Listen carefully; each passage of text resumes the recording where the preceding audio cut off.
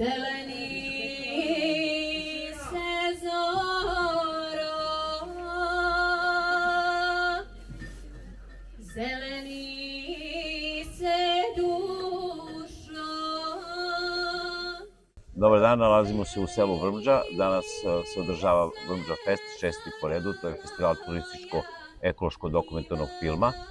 Znači, bilo je dosta prijavljenih filmova, znači preko 70, selektor je odabrao 29 za žiriranjem i žiri imao teške muke u stvari da dodeli nagrade, jer dosta je bilo filmova u pojedinim kategorijama. Mogu da pomenem da kategorija ekološkog filma bilo je najviše filmova i tu je nagradu za najbolji film u kategoriji ekološkog filma u TV produkciji dobio Nemanja Stanković, film Crna tačka Evrope u produkciji televizije Kurir.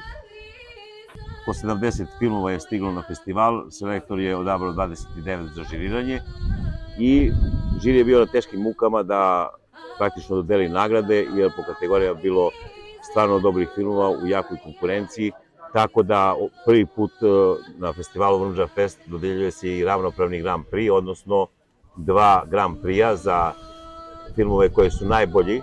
Ove godine isto na festivalu imamo nekih novina, praktično imamo jednu specijalnu gošću, a to je Miss turizma 2021. godine Katarina Stevanović iz Kraljeva.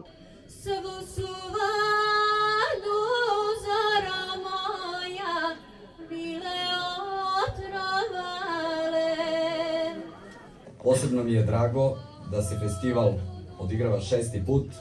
Posebno mi je drago da se festival odigrava u selu.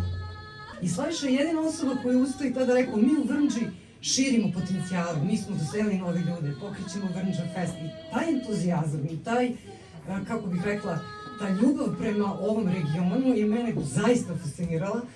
Zeleni